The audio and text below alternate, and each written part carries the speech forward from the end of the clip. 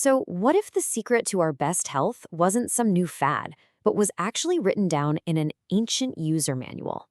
Today, we're diving into a perspective that sees the human body as a divinely engineered system. Welcome to the divine design. Let's just start with a huge question right off the bat. Is the human body the most complex machine in the entire universe?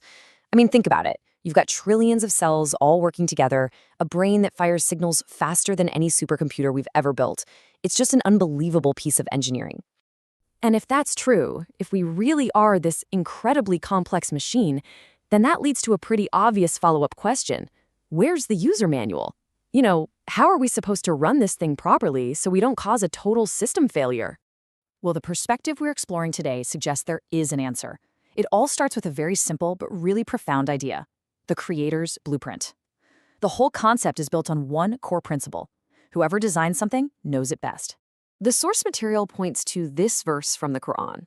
And what's interesting is how it's framed.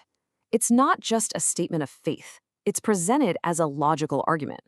I mean, you can't build something this intricate without knowing every single detail, right? The knowledge has to come before the creation.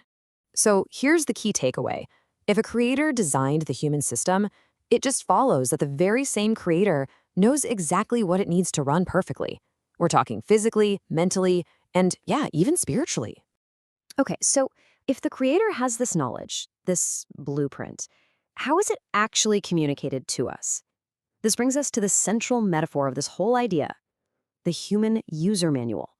This analogy is really the heart of it all. For any complicated piece of tech, you look at the manufacturer's manual, right? Well, this perspective argues that for the human being, divine guidance is meant to serve that exact same purpose. It's the how-to guide for how we were designed to operate. And this isn't just some abstract idea. The source points to very specific instructions. Think of them as key maintenance procedures. Calibrate fuel intake. That's about eating in moderation so you don't overload the system. Avoid corrosive substances isn't just about morals. It's about protecting our hardware, our minds. Run regular diagnostics, like daily prayer, are framed as a way to kind of defragment our spiritual hard drive. And system resets, like fasting, are seen as a way to completely reboot our metabolism.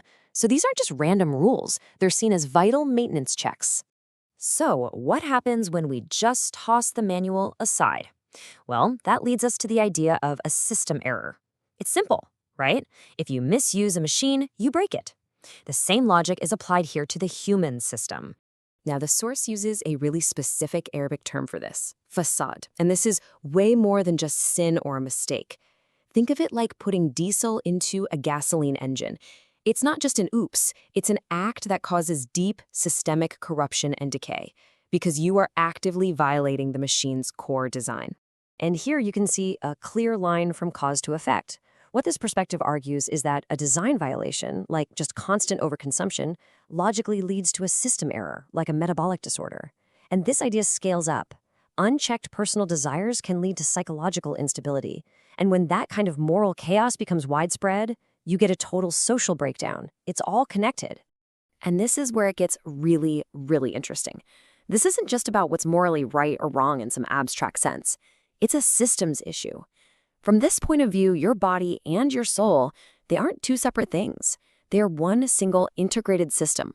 What affects one directly affects the other. This whole concept is captured so powerfully in this famous saying of the Prophet Muhammad. Now, when it says the heart, it's not just talking about the physical organ that pumps blood. It's talking about the core of our being, our spiritual center, our conscience. The argument is, if that core gets corrupted by things like greed or arrogance, that decay will inevitably spread through the entire system, physically and mentally. But look, this framework isn't just about doom and gloom and avoiding system errors. It's also about achieving peak performance. And that brings us to our final idea, optimal health as a kind of active calibration. The Qur'an says that human beings are created in the best form. But, and this is a big but, it's kind of like a high-performance race car. That amazing form doesn't just sustain itself. It needs premium fuel. And according to this source, that premium fuel is made up of specific things: ethical discipline, a real spiritual connection, a controlled appetite, and clear moral boundaries. Without these inputs, the system just can't run the way it was designed to.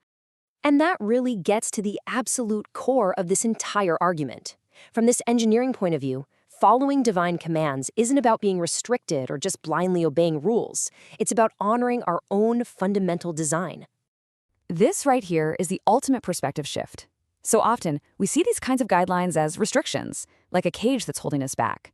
But the view here is that they're actually calibrations. They aren't meant to limit you. They're meant to tune you, like a fine instrument, so you can perform at your absolute best. Which leaves us with one final, pretty provocative question to think about. What if true freedom, what if optimal health, isn't actually found by breaking free from all the rules, but by understanding and returning to our original design?